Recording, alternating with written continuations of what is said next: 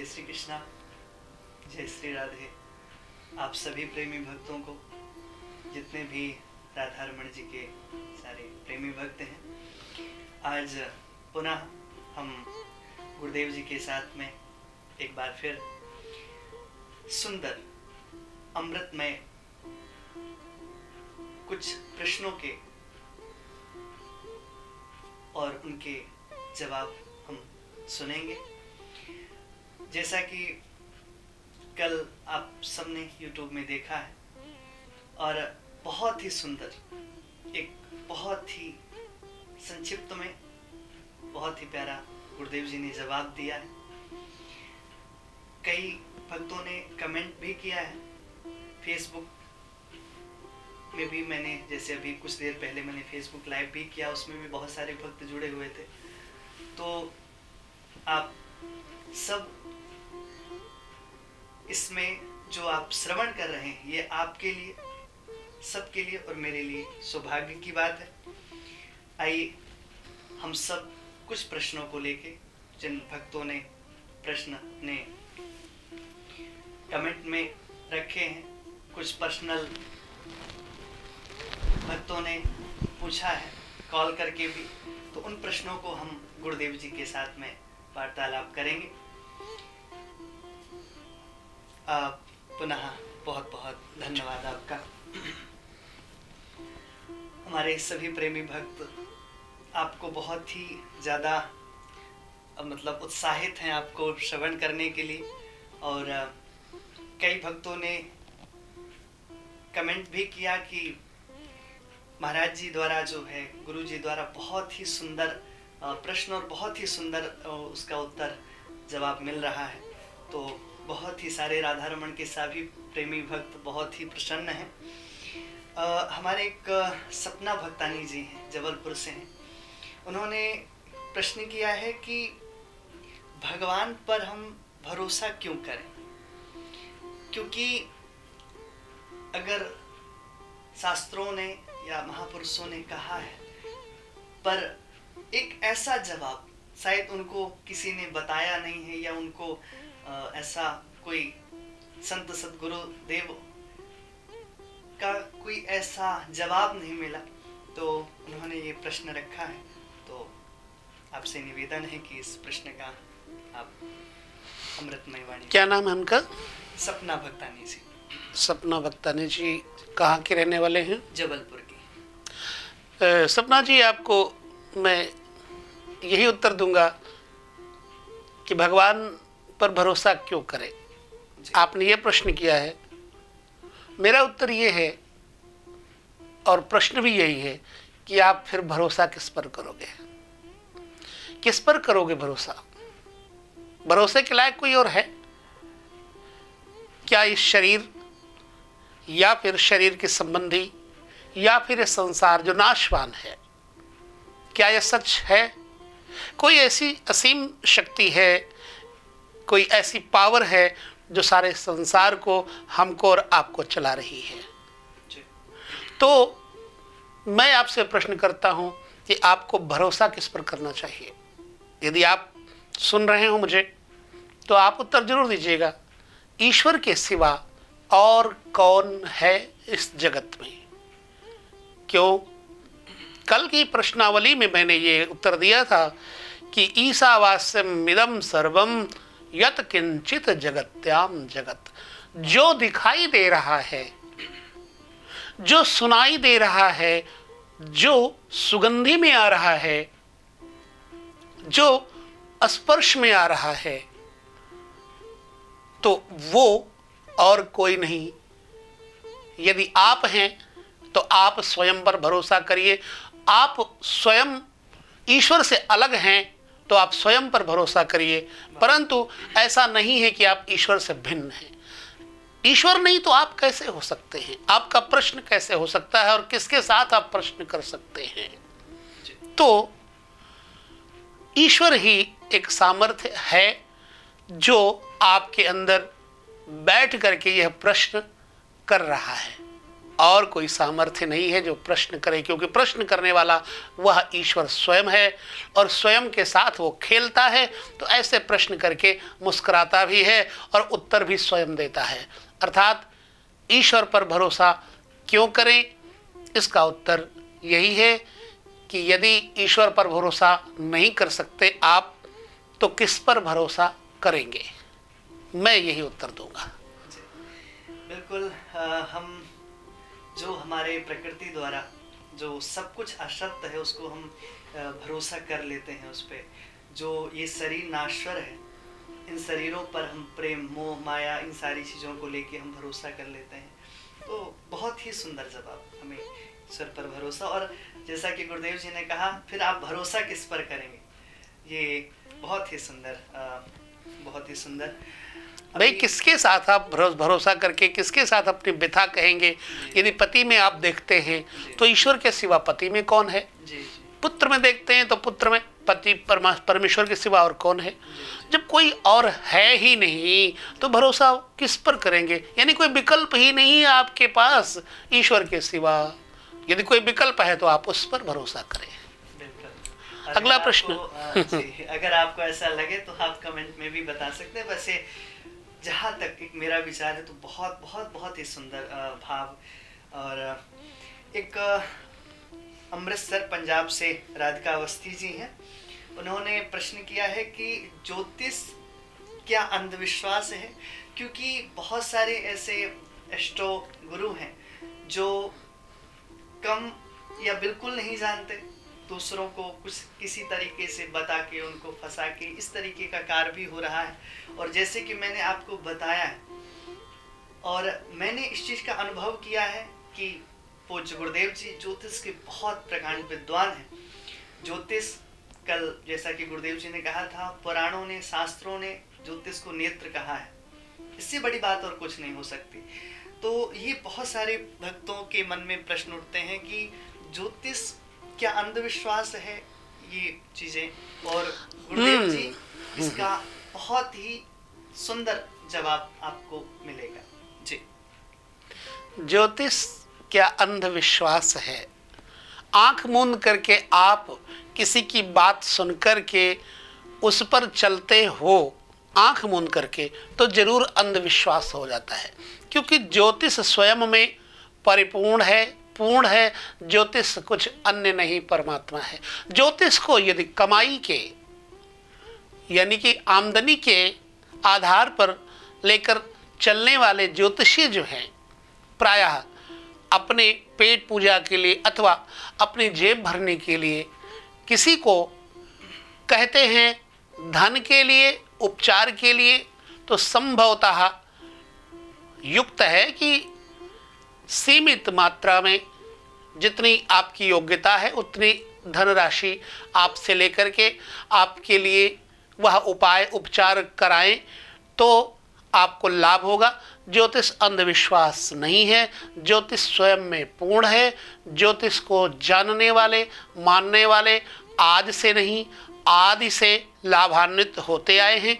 यदि आप ज्योतिष को मानते हैं तो जान के मानिए, मान के जानने की जरूरत नहीं है। आंखें खोल करके, कान खोल करके, और जिस ज्योतिषी के पास आप जाते हैं उसके आचरणों पर विचार करके, वाणी विचार करके, उसके स्वभाव के अनुसार, जो उसके वचनानुसार आप करते हैं, तो यही सत्य नहीं है। सत्य तो ये है कि उसके चरितानुसार आप चलिए। यदि वो आपको स्वयं चल कर के बताता है तो ज्योतिष अंधविश्वास नहीं है, ज्योतिष सटीक है और सत्य है। मेरे हिसाब से यही उत्तर होना चाहिए। बाकी आप लोग अपना उत्तर स्वयं सोच भी सकते हैं, सूझ भी सकते हैं। बिल्कुल, बहुत बहुत ही सुंदर। और जैसा कि मैंने बताया है, और आप एस्ट्रो गुरु योगी चैनल जो है वो जो गुरुदेव जी का है, उसमें आप जाइए। गुरुदेव जी के बहुत सारे ऐसे अगूढ़ ज्योतिष से जो जिन्होंने नाम तक केवल ज्योतिष की जो अंदर की बातें हैं जो कम ही विद्वान जानते हैं, तो वो चीज़ें आपको सुनने के लिए मिलेंगी। तो आप एस्ट्रो गुरु योगी चैनल आप देख सकते हैं। और जाने, पहले जाने उसके बाद फिर आप माने ज्योतिष को। और ये कोई आज की नहीं, ये हजारों, जब से सनातन धर्म तो ज्योतिष से संबंध बना हुआ है इसका। हमारा एक तीसरा प्रश्न है, एक सदन पटवा जी करके हैं, सदन पटवा जी हैं और उन्होंने प्रश्न किया है, वो आपके राजस्थान जयपुर से हैं। उन्होंने प्रश्न किया है कि जीवन में सब चीजों से निराश हो जाएं तो क्या करना चाहिए? आशा ही परमम दुखम नैराश्यम परमम सुखम। यदि आप निराश हो चुके हैं तो आप सुखी हो चुके हैं। निराशा से बढ़कर के कोई सुख नहीं है, क्योंकि जिंदगी में जिसके पास आशा है वो आशा के कारण ही दुखी है। पुत्र से आशा किया, पुत्र ने दुख दिया। पति से, पत्नी से अगर स्वार्थ बस आशा किया तो आप निराश होकर के दुखी होंगे। इससे अच्छा है कि आप पहले ही निराश होकर के उस एक परमात्मा को अपना मान करके, भरोसा मान करके उस पर चलें। मेरे हिसाब से इससे अच्छा और कुछ नहीं है। भागवत में लिखा है, आशा ही परमम दुखम नैराश्यम परमम सुखम। निराशा सुख है, आशा दुख है। जब हम किसी के पास कुछ लेने की आशा से जाते हैं और ना मिले तो हम दुखी हो जाते हैं, और जब हम किसी के पास जाते हैं निराश होकर के, अचानक उससे सब कुछ मिल जाए तो हम सुखी नहीं, अत्यंत सुखी हो जाते हैं। भगवान श्री कृष्ण के पास सुदामा गए, आशा लेकर के गए, लेकिन भक्ति की, उपासना की, प्रेम की और मित्रता की, कि मित्र मिलेगा, हृदय से हम एक दूसरे के साथ विचारों का आदान प्रदान करेंगे, इस अभिलाषा से केवल सुदामा गए। हाँ, सुदामा की पत्नी के मन में जरूर आशा रही है, कामना रही है, परंतु सुदामा में ऐसी आशा नहीं थी, बस मित्र से मिलने की आशा। ऐसे ईश्वर से मिलने की आशा यदि आप रखते हैं तो आप कभी निराश नहीं होंगे, अन्यथा निराशा जीवन में सदैव है। अब कई लोग मोटिवेशनल वीडियो बनाते हैं, मोटिवेट करते हैं, जीवन जीने की कला सिखाते हैं, बहुत अच्छा है, परंतु यदि कोई मृत्यु की कला सिखाए तो वह सत्य सदगुरु है। जो मरना सिखाए वो सदगुरु है, जो जीना सिखाए वो परमात्मा है।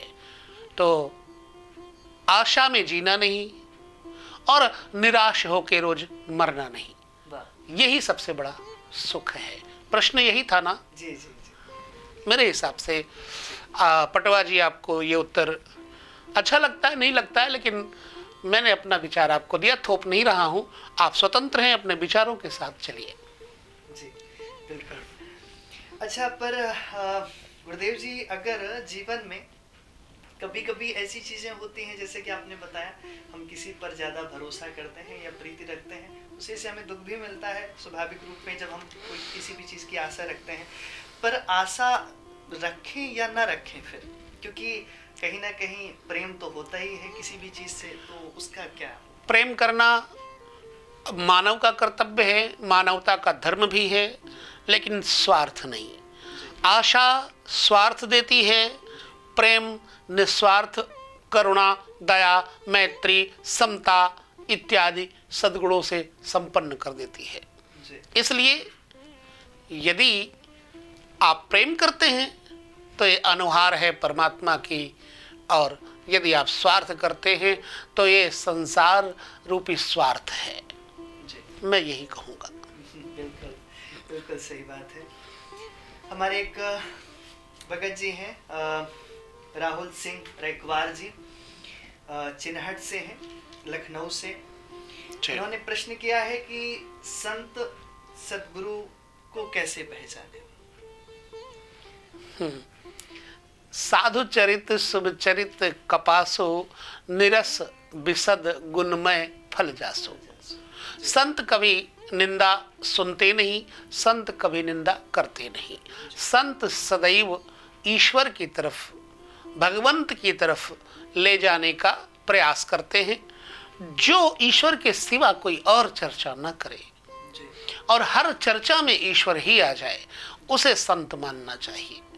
समस्त अभिलाषाओं का, समस्त आशाओं का परित्याग करके सिर्फ और सिर्फ भगवंत का स्मरण करते हो, वह संत हैं। संत के और बहुत बड़ी बड़ी परिभाषाएं हैं जो जिस किसी में मिल जाए वो संत है। जरूरी नहीं कि वो पजामा कुर्ता डाले है, जरूरी नहीं है कि वो पीला कपड़ा पहन के ही संत हो, पैंट शर्ट डाल करके भी वो संत हो सकता है। तो संत की परिभाषा यही है कि उसके अंदर करुणा होती है, निस्वार्थ भाव रहता है, संत सदैव दूसरों का हित चाहता है। जैसे कि गोस्वामी तुलसीदास जी ने स्पष्ट लिख दिया है कि संत हृदय नवनीत समाना, कहा कभी न पर कहा ही न जाना। संतों का हृदय नवनीत कहते हैं मक्खन को। मक्खन का स्वभाव कैसा होता है? बड़ा कोमल होता है, अगर उसमें ब्लेड घुस जाए तो नीचे तक धंस जाएगी, ऐसे उनका कोमल हृदय होता है। कहा नवनीत समाना, गोस्वामी जी लिखते हैं ना, नवनीत नहीं। संत हृदय कैसा होता है? कहा कभी न पर कहा ही न जाना। बोले फिर सच क्या है? गोस्वामी जी बोले कि सच कुछ और है। कहा कभी न पर कहा ही न जाना।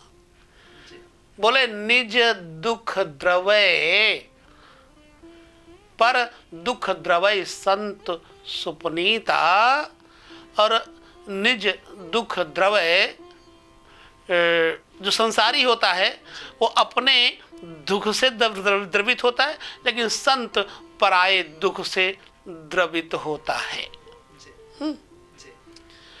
तो ईश्वर में और संत में बड़ो अंतरो जान। एक महात्मा जी ने लिखा कि ईश्वर में और संत में क्या फर्क है? बोले संत क्या करता है कि अपनी तरह किसी को बना देता है, परंतु भगवंत क्या करता है? वो संत नहीं भगवंत बना देता है। फिर एक संत ने कहा कि पारस में और संत में बड़ो अंतरो जान, यह कंचन लोहा करे वह करे आप समान। माने संत अपने समान करता है और पारस क्या करता है? लोहे को सोना बना देता, पर अपनी तरह नहीं बनाता। तो संत का हृदय जो होता है बड़ा कोमल होता है। संत की परिभाषा यही है कि आपको ईश्वर की तरफ मोड़ता है। बिल्कुल, बहुत ही जो है संत सतगुरु पर हमारा क्या प्रभाव जीवन में पड़ता है, बहुत ही सुंदर। और गुरुदेव जी ने जो उत्तर दिया है, उस उत्तर में बहुत सारे जो है आपके जीवन में उनसे जुड़ने का प्रभाव क्या होगा, वो भी आपको इसी जवाब में आपको प्राप्त हो गया। तो बहुत ही सुंदर। एक हमारे भगत जी हैं, रीवा से हैं, तरुण पांडे जी हैं।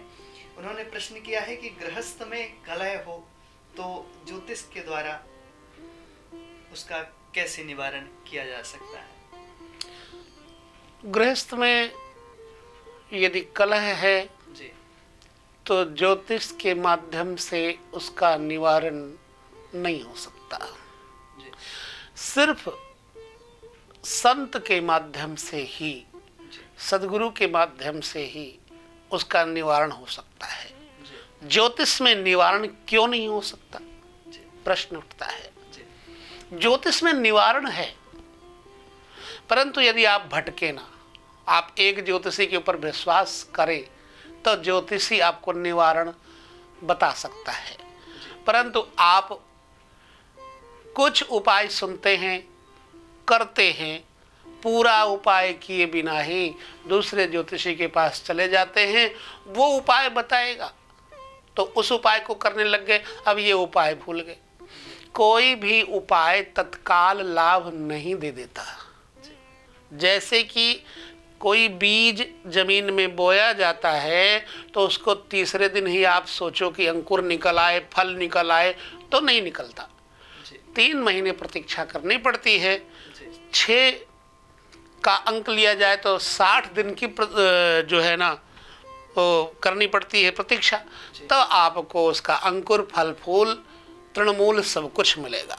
ज्योतिष में उपाय है, परंतु एक ही ज्योतिषी पर विश्वास करके उन उपायों को निरंतर करते रहिए। निरंतर करते रहने के पश्चात आप देखेंगे आपके गृहस्थ जीवन में जो कलह थी वो शांत हो जाएगी।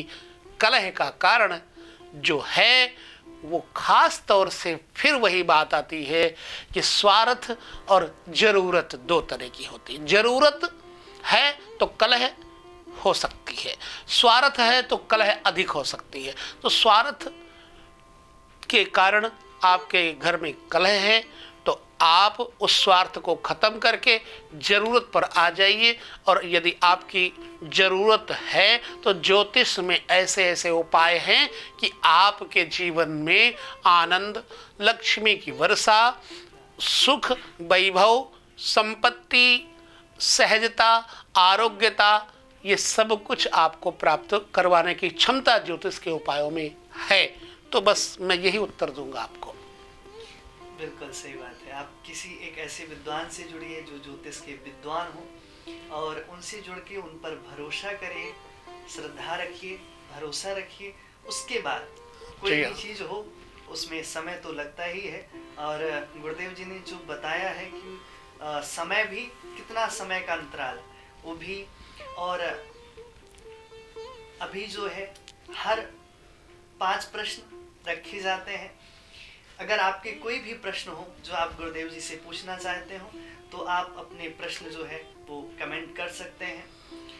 और गुरुदेव जी से जुड़ने के लिए आप एस्ट्रो गुरु योगी चैनल को सब्सक्राइब करें और उनसे जुड़ सकते हैं, ताकि गुरुदेव जी के जो अगूढ़ ज्योतिष के कुछ अगूढ़ तत्व हैं उसको आप श्रवण कर सकते हैं। और कोई भी प्रश्न आप कमेंट में धर्म पूर्वक, धर्म से संबंधित कर सकते हैं।